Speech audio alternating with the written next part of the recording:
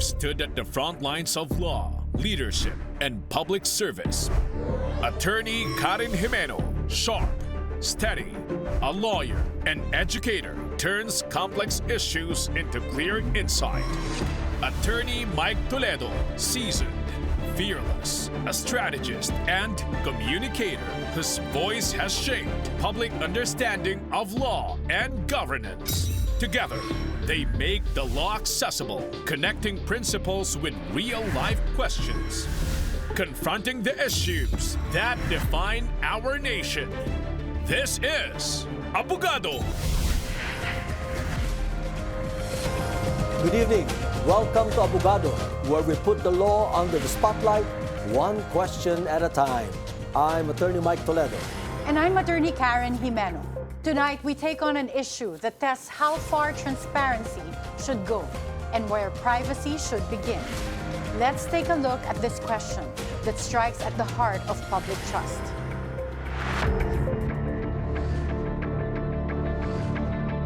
The statement of assets, liabilities, and net worth, or SALN, is a cornerstone of government transparency.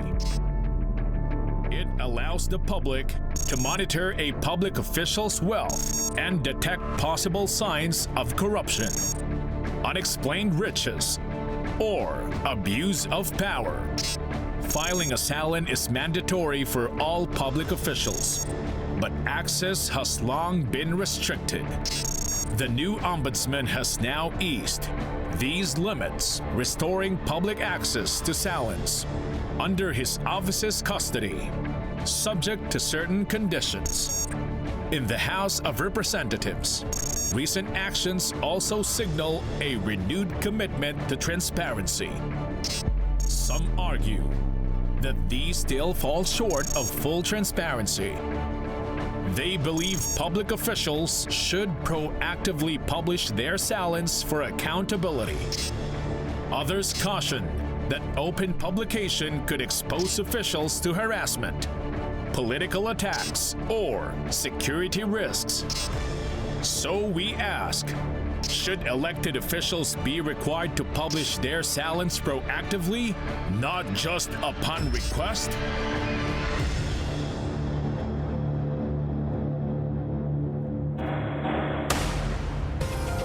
Joining us tonight is Attorney Katrin Jessica Distor-Guinigundo, whose expertise spans litigation, family and labor law, and also technology and data protection.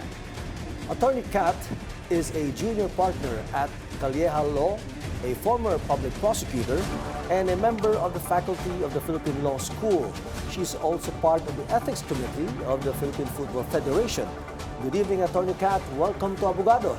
Now, let's start the ball rolling here. A very interesting topic that we have tonight. So from a constitutional standpoint, why did the framers of the 1987 Constitution make the filing and the disclosure of SALNs a duty and not just a policy option? Okay, before I answer that question, allow me to greet you first. A very pleasant evening, Attorney Mike and Attorney Karen, and also to the viewers. Thank you for having me. Okay, to answer that question, we should start off with the concept of public service is a public trust.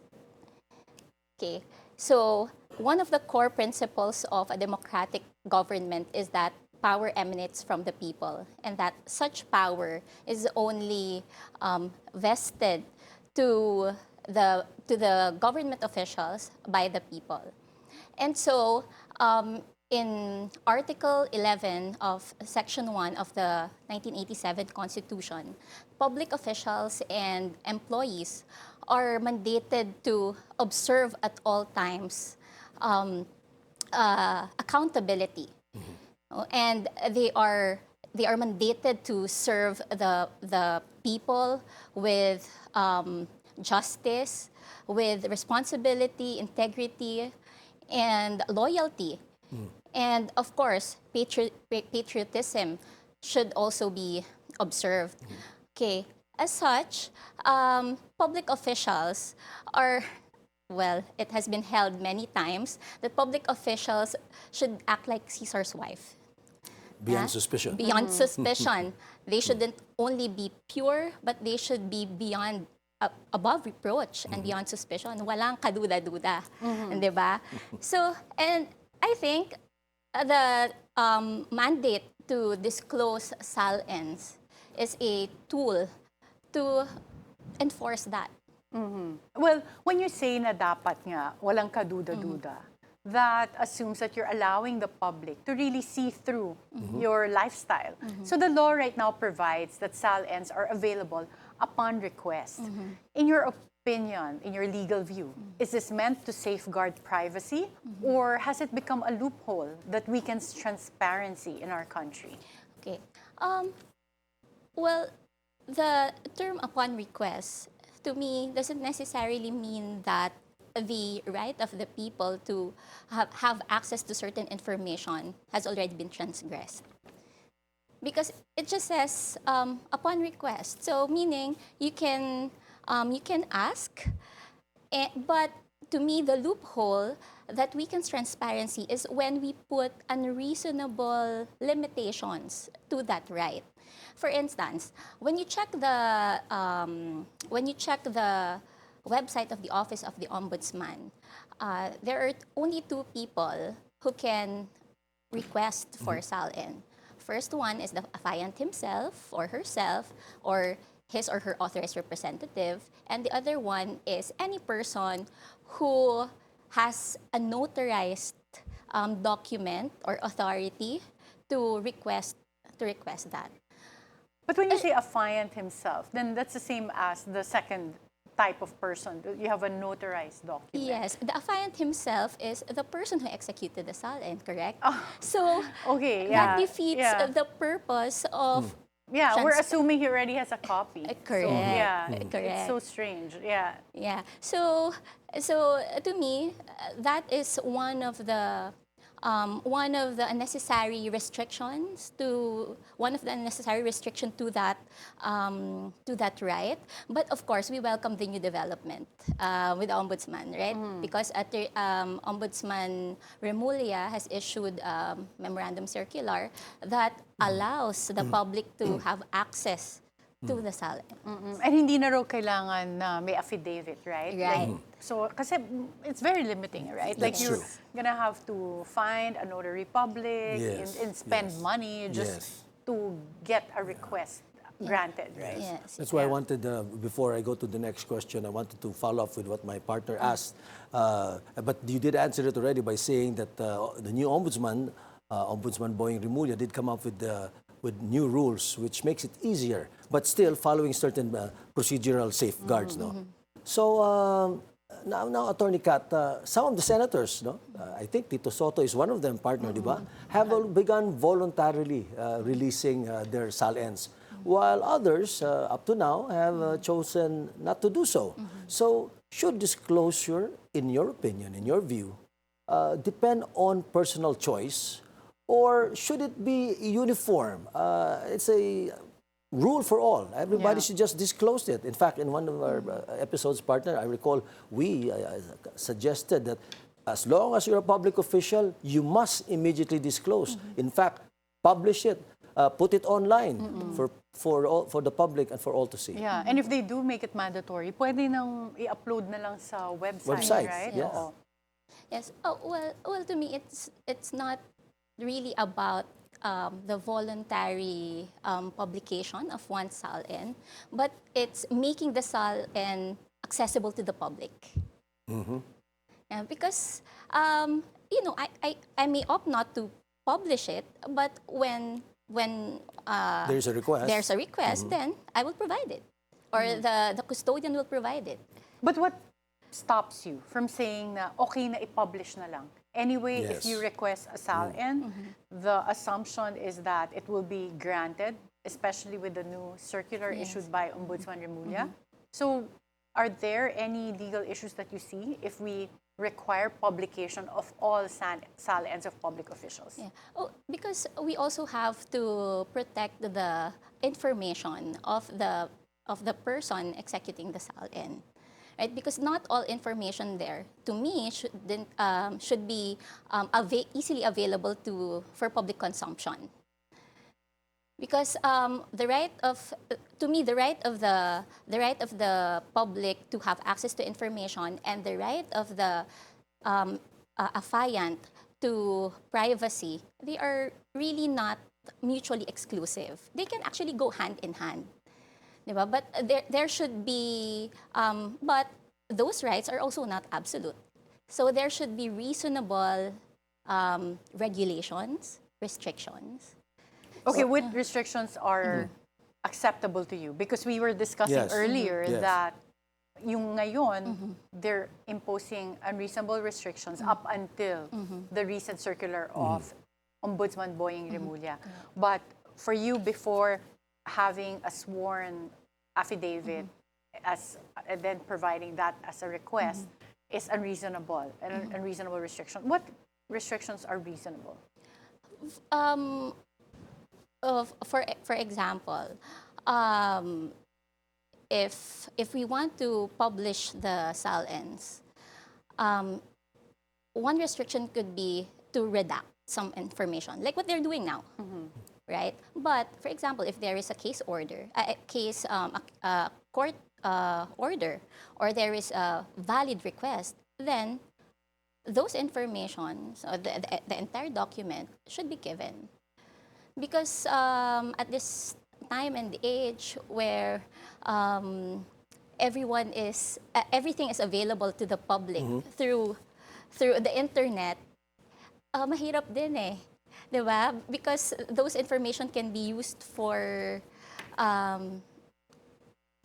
what do you say, harassment? Yeah, harassment, or ibang It could be crimes. weaponized, no? Yes. Especially during the political season. Correct. So actually, partner, di ba? What we see here really is trying to balance between the right guaranteed under the Constitution for the public to know about a public official who was recently appointed, for example, or elected, because public office is a public trust, who have to know what his statement of assets and liabilities and net worth is. No? At the same time, you have there, also guaranteed by the Constitution, your right to privacy and the privacy law, the Privacy Act. So it's really a balance. So what is your suggestion here, Attorney Kat? How do you now, do you think there are already consistent standards out there? And if there are none, can we really truly call this as an improvement or progress?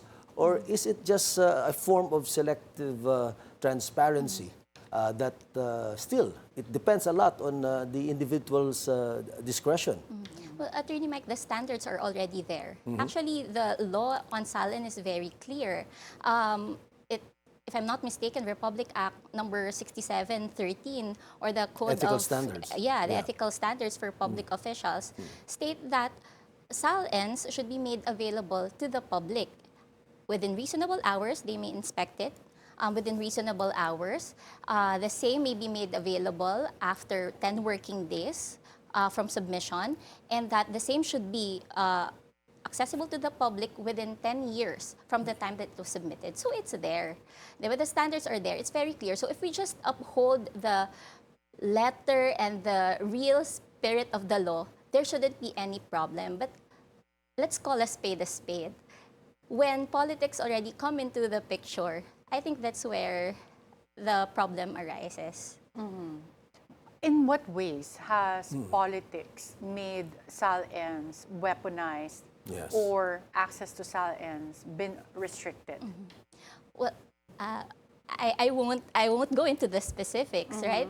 But of course, when a particular agency or a particular person, for example, wouldn't allow access to the SALN, so how can the people check or evaluate whether this government official is really doing his job, right? So to me, anything that could or anything that defeats transparency and accountability, that shouldn't be warranted. Well, I see the value of SALNs because right now a lot of netizens engage in what I almost say by analogy is like investigative journalism. They've been exposing yung mga lifestyles ng mga nepo babies or even some politicians. But then of course, it would help if they have SALNs to compare that against. Because correct. it's really the constituents, lalo na kung kababayan mo yung isang politiko, and nakikita mo yung lifestyle, yung mga kotse, yung Yes. bahay, then you can look at the SALN and then compare, does it really match with their lifestyle? So right now, with SALNs kept by different types of custodians, you have ombudsman, Congress, and even the Supreme Court having the custody of SALNs that are under, like, within their different jurisdictions, executive, legislative, and judiciary. Do you think this fragmented setup makes access harder and accountability weaker? I would say that it can, especially when these agencies or offices have varied memorandum or guidelines as to the issuance of SALN or publication of SALN. But to me, if we would all just stick to the letter and to the spirit of the law, then there shouldn't be any problem. Because the law provides that SALN should, SALN is actually a tangible proof or concrete proof of an office integrity or a public official's integrity, right? So, yeah, that's the problem, because people see these public officials, not being modest. So, diba, dun lang nagkakaproblema kasi when your lifestyle and your capacity, Your income, diba? especially if you've If only they been don't in match. government, especially for families Yeah. na mga dynasties na lahat sa government lang Yes. nagtrabaho or nag-serve. So you sometimes wonder, saan nga ba galing yung pera? Which is a Yeah. legitimate concern Yes. for constituents and Yeah. taxpayers. Correct. That is why, before I follow through to the question that was posed by Atty. Karen, that's why in one of our episodes, we discussed the forfeiture law, civil forfeiture. When in the onus probandi, or the burden of proof, is on the public official to show why he is only earning this much and yet his lifestyle is this much. And he cannot prove it that he has a rich wife or he inherited it. But maganda yung tanong kasi ni Atty. Karen, kaya gusto ko i-follow up yun. In practice, on the ground talaga, do you think that the current custodial setup allows for a fair and equal treatment of all these requests? Dahil nga iba-ibang agencies, or does it invite inconsistencies across the different branches of government? Yeah, so yes, as I've said, it could invite inconsistencies because of varying or different internal memorandum or circulars. Or the leadership. You might how they have interpret a leader it. who's super supportive of transparency and easily allows Yes. the release of SALNs. But then you can also have someone that is really strict and kind of blocks transparency. Correct. But, the purpose of the law, the spirit of the law is accountability and transparency. The people has to know whether this public official is actually doing his job, right? Is being good stewards of whatever is given to him, especially kung yung position is one that has easy access on government funds. Diba? So that's their way of knowing. Well, some officials have argued that disclosing their SALNs publicly could expose them to harassment and political attacks. Do you think this is a valid excuse not to make SALNs public? That is a valid concern, but SALNs, to me, should still be public. Not in the sense that it's out there, right? Walang mga redactions, ganyan. But if being asked or being requested, then, and there is a valid reason for the request, then it should be made available. Well, I'm to the thinking rin public. naman, if you're accurate in your declaration in the SALN, then it can't be used for harassment or political attacks kasi wala namang butas na mahanap or ma-expose, Exactly. right? Yeah, kasi it defeats the purpose of of transparency, 'di ba? And accountability. So, kung wala ka naman tinatago, it's so easy to just make it available. The danger lang talaga, partner, no, when you enter government is a lot of people actually nakilala ko. One of the reasons that they are hesitant, no? They would want to serve, but they're hesitant because yung nga pagsasabit ng SALN. Dahil pag nagkamali ka sa SALN, sworn statement yan. Pwede kang makulong, di ba? And then, of course, you have under the law, I think you have a couple of days, no, to correct whatever error you have. I think they give you the benefit of the doubt. But at the end of the day, yun nga, medyo sworn statement yan, and any mistake, even if it's not done on purpose, it could give you some legal problems, no? And Attorney Kat and partner, di ba? And you were part of the Chief Justice Corona. He was one of the top lawyers at that time of defending the Chief Justice, and we've seen public officials removed from office due to issue tied to SALN. We have, of course, the late Chief Justice Corona, then President Estrada, and if I'm not mistaken, of late, former Chief Justice Sereno. Yes, for her it was co-warranto because she never submitted her SALN. Yes, yeah. So, just because of SALN, no? There was a co-warranto proceeding because apparently allegedly she did divulge earnings that she had at perhaps at the UP College of Law, or was I think it she never private even firm? submitted her SALN SALNs, at all. kaya she became vulnerable to a co-warranto. Proceeding. Now, that being the case, so what lessons can be derived from these cases to seriously seriously comply with the provisions required by the law on SALN? Well, the SALN obligations are not a mere formality. So based on those cases, it appears that it is an integral part of public accountability and the integrity of the office. Okay, so in the cases mentioned, there was actually the affiants failed to state the accurate assets or failed to include some of the accounts, right?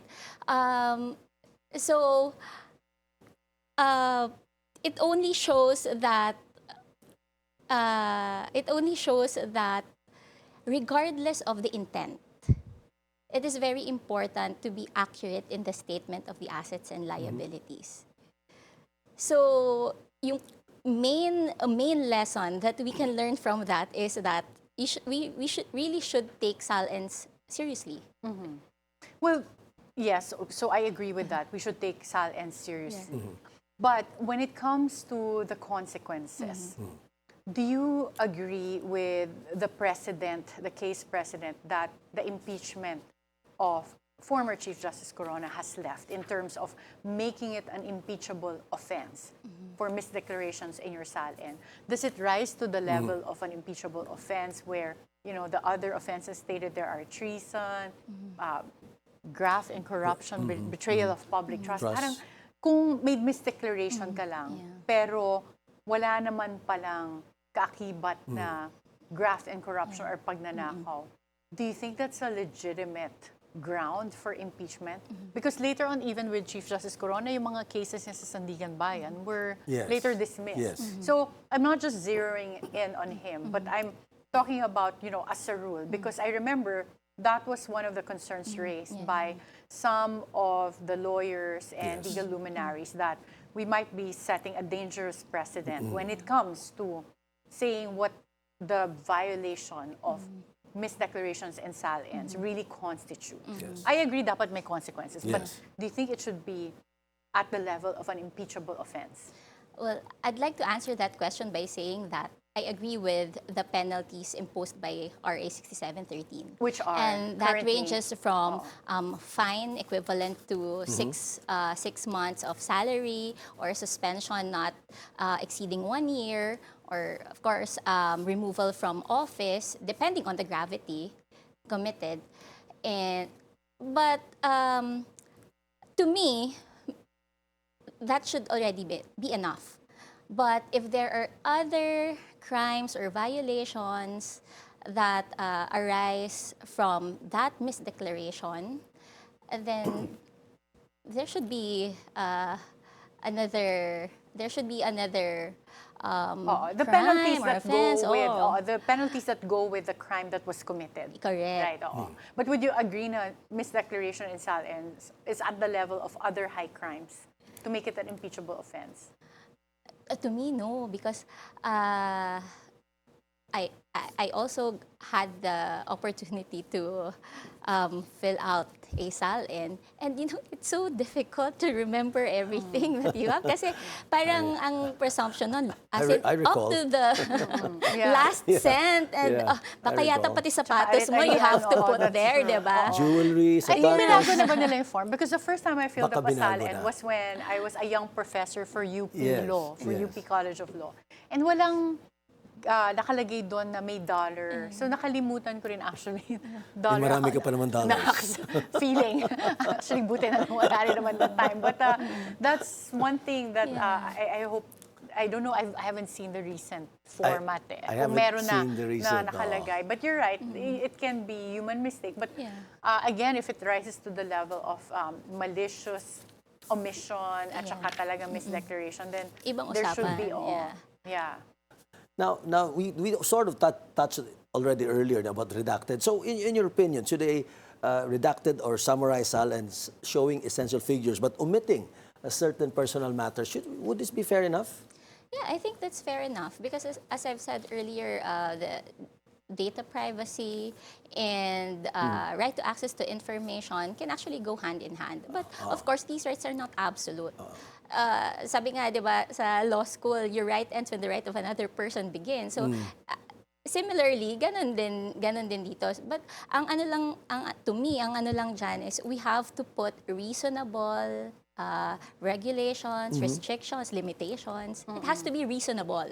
Yeah. So what you're saying is under Ombudsman Circular number 3, it can be redacted kasi siyempre we have to also protect the rights of certain individuals or people, the family, like addresses kung hindi na makailangan, or maybe children that are minors and under the age of 18. But there can be exceptions, yan ang sinasabi mo. For example, if it is really required that the redacted information is really the reason that there was such a case. In other words, kailangan malaman, for example, identity. Na kailangan dapat ilabas. Kasi, for example, one person lumalabas na siya pinagkakamalan na may kaso, and ayun pala yung nandun sa redacted information. No? So, what you're saying is there should be some exceptions and leeway in the OMB Circle number 3. Yes. Because insofar as the public is concerned, of course, mahirap naman talaga i-out mo lahat ng information mo. But when there is a valid court order from any agency, di ba, may legitimate reason, then it has to be given the entire thing. Yeah. Wait a minute. Without So redaction. I just want to clarify. Are you saying that based on the new rule of Ombudsman Remulla, he said you can make a request that doesn't have to be sworn before a notary public? Yes. Are you saying dapat yung pagka nag-request ka, ang i-provide sa'yo ay redacted? Or can you get a copy of the full SALN of an individual, of a public official? Well, if it's up to me, okay, because the presumption here is that anyone can just ask or request for a copy of the SALN. So the reason should be stated para alam din kung which information do you need. Diba? Kaya lang you're giving that power of redacting information to whom? To the custodian. Which could be like either the ombudsman or someone within the office of the ombudsman or in the Supreme Court. Yeah. Because most often than not, they just want naman the SALN to check if there is an inconsistency in the So income. like more of the total income. Yeah. And I suppose like if you have cars there, ano ba yung mga plate number ng kotse? I can't remember. Is that required sa SALN? I think it could be. It could be required. I can't recall Kasi also. if you're checking also like, yeah. oh, I see this politician, ang dami-dami niyang kotse. So when you get the SALN, you can also check as against the actual cars that are in his name, right? Correct. Kaya importante rin siguro yung plate Double numbers. check mo sa LTO, sa Land Transportation Yeah. Office, no? Yeah. Kung imported, sa Bureau of Customs, di ba? Yeah. So let's talk about the Data Privacy Act. You've mentioned that as also an important source of rights for those declaring their SALNs, that their privacy needs to be protected as well. But for those who are listening, kasi marami naman ngayon very vigilant magbantay.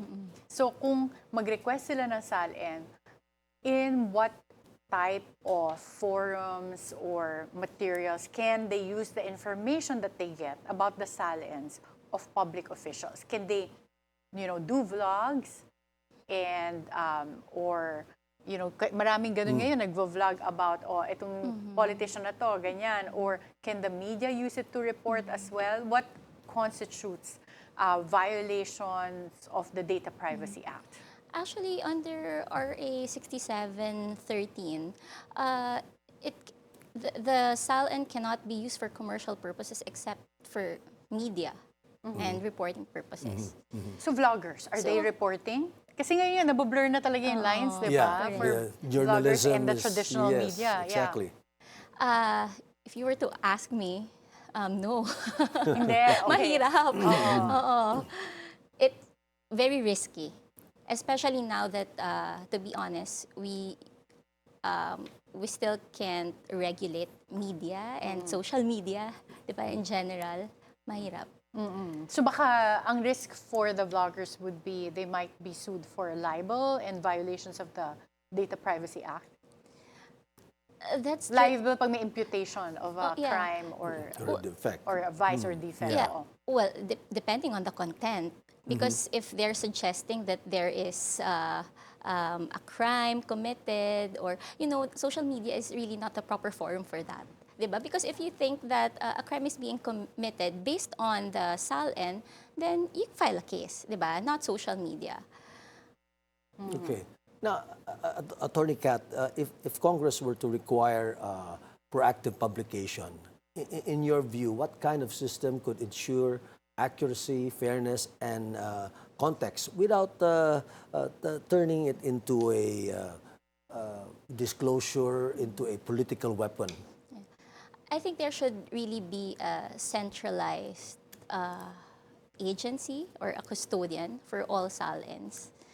And as I've mentioned earlier, I am for the publication of SALN, provided that the sensitive personal information are redacted. But of course, without prejudice to court order or for other legitimate reasons. And I think, partner, talaga, these SALNs, diba, Attorney Kat, in your view, no, they should really be preserved.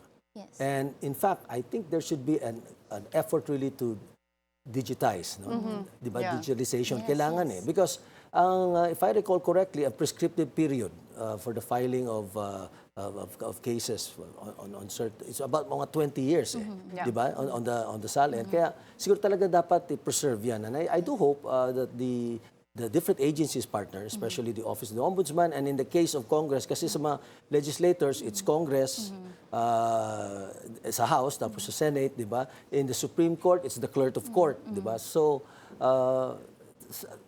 dapat talaga there should be a strong effort to do so. In your view ba, mayroon bang steps ngayon na ginagawa ang Ombudsman and the other government agencies to actually really preserve and perhaps digitize the SALNs? Well, I'd like to believe that they are preserving the SALNs because under RA 6713, it has to be made available to the public for 10 years from filing.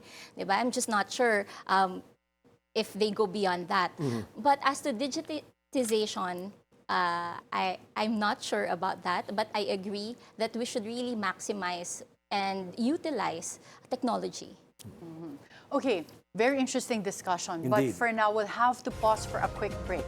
But our conversation with Attorney Katrin Jessica Distor-Guinigundo continues as we look at how transparency and privacy can coexist in public service. This is Abogado.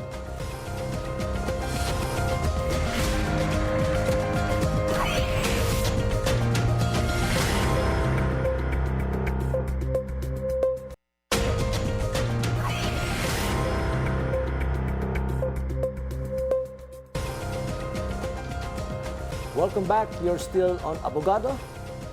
Still with us is Attorney Katrin Jessica Distor-Guinigundo as we continue our discussion on whether public officials should be mandated to publish their SALNs proactively, not just when requested.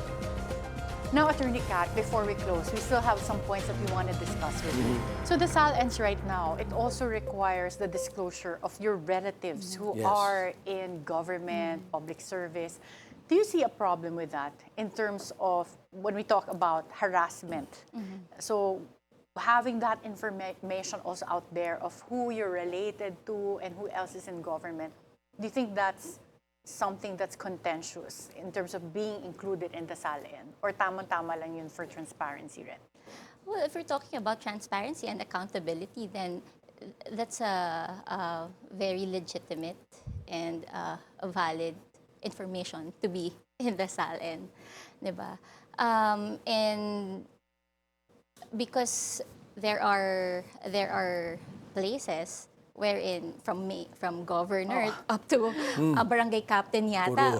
Puro relative. Puro relative may tawag sila. na sila dyan parang ano daw, family, ginawa ng family corporation or family business. Family Oo. business, Yeah. yes. So, that's also a safeguard. Yung SALN na yun is a safeguard, diba? To check their business there. Kung wala naman, walang problema. You know, Attorney Kat, what do you think of this? Kasi if one looks at RA 6713, ethical standards, no, actually, it is much stricter than the OMB Circular Number 3. Una-una, it not only requires you na mag-submit ka na SALN mo, but you have to disclose your financial interests, di ba? Mga what you call this, connections, et cetera, if you have any beneficiaries and all that, no? So, it is even more strict. Kaya nga siguro, won't you agree na if, let's say, sinundan lang talaga natin ang Code of Ethical Standards as provided for in RA 6713, then siguro lahat ng itong nakikita natin problema, no? From the infragate or the flood control scandal, even the ones with Napoles and all that, don't you think that had we followed lang RA 6713 strictly, na maiiwasan to lahat? Yes. Kasi kaya nga very straightforward naman yung RA 6713 di ba? It's very straightforward. You just have to disclose all your assets, liabilities, and net worth, even business interests, And di ba? connections. But I do not agree na maiiwasan yung condition natin because to me, the system we had allowed for corruption, meaning, you know, the ability for legislators to put in the budget projects that are for their own interest in a sense that because they had that power, then nakakausap nila iba na, I will put it in the budget, pero ikaw mag-implement, may kickback, and then ipapabid natin sa ganitong contractor. So hati-hatian sila. So I would think that the SALN component is only one piece of the puzzle that allows us to check on them. But if they're misdeclaring and hiding their assets, then I think we need to strengthen yung bank secrecy law and also our anti-money laundering laws. Kanina lumabas sa news, sa bilyonaryo na si Yusek Bernardo daw was not using the banking system anymore nung nagkaroon na, nung at the height of the exposure of the flood control, nung lumalabas na yung flood control controversy. So parang I think that's also, you know, a gap that needs to be filled in our laws kasi kahit na very clear in SALN what you should put there and you have officials filing their SALNs, if they're not declaring properly and natatago nila yung hidden ill-gotten wealth nila, then it's gonna be, you know, a problem in terms of cleaning up government. Good point, partner. Yeah. Actually, totoo yun, no? Kasi kung gusto mo naman talagang itago, matatago mo, di ba? Sabi nila, kung gusto, may paraan. So, there are a lot of ways, really, to hide whatever it is that you want to hide. No? And SALN is just one of the tools provided to us by the law. Di ba? So, it really all boils down to enforcement. Di ba? Yung mga mechanisms, strict mechanisms na yan. So, simulan muna natin sa SALN. We can't have a unified stand on the disclosure of SALN. Diba? Yeah. Well, right now, we've already had members of Congress, a lot of them more from party lists, Yes. that have made their SALNs public. Sila Chel Diokno, Yes. I think former DOJ Secretary, now Congresswoman Laila de Lima has also made her SALN public, and some senators as well, including Senator Ping Lacson. So, with this trend right now, are you optimistic na nare-rebuild na ang trust sa this kind of government transparency. or yeah. Well, we commend them for doing that. But to me, confidence can only be rebuilt, or trust can only be rebuilt if there is if there is enforcement, like accountability. Diba? Meron talagang, and we have to use kasi this information to see, to scrutinize, ano ba talaga ginagawa ng mga public officials natin, may ginagawa ba silang hindi maganda. Diba? So, and the only time na babalik yung tiwala ng tao is if they see na nagamit itong information na to sa tamang paraan at napanagot yung mga dapat managot. Well, partner, what are your final thoughts on this issue? Well, I think the announcement of Ombudsman Boying Remulla is very It's a good recent sign, no? that Yeah. he's going to make SALNs more accessible. So with that, I'm very curious to see how this would affect the transparency of government, and then the ability of the public, the constituents, the taxpayers to ask for, or not ask for, demand accountability. Correct. You know, this is a good move, no doubt. We commend Ombudsman Boying Remulla for doing this under that new circular. It really goes to show that there's truth in their move to make it more transparent. Pero I think we all agree, as lawyers, as practitioners, na alam mo, kulang pa rin ito. Itong pagpa-file ng SALN, itong pag-disclose ng SALN ng ombudsman, or whenever it is required by a citizen, if it is not also concurrent to, let's say, changing the ethical approach, changing the character of people, changing the mindset, diba?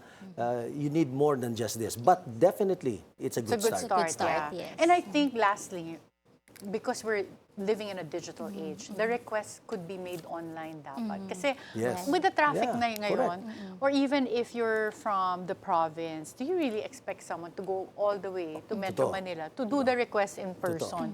Matrabaho, magastos. Right. So I think they should make it available online. Like Online. magkaroon ng online portal. Yeah. Alam mo, partners, sa Indonesia, saka sa South Korea, automatic.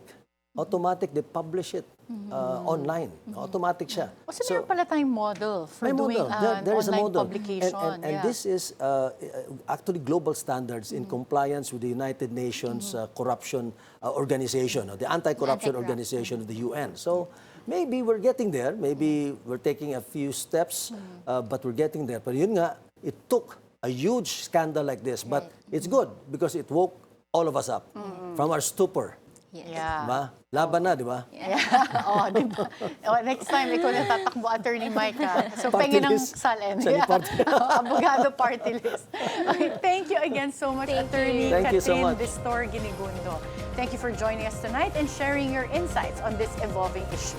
As you can see, and I'm sure you've heard, tonight's discussion reminds us that the SALN is more than a form. It's a mirror of accountability and a test of public trust. As the debate on proactive disclosure continues, one thing remains clear. Transparency must strengthen governance, not weaken it. This is Abogado. Good night.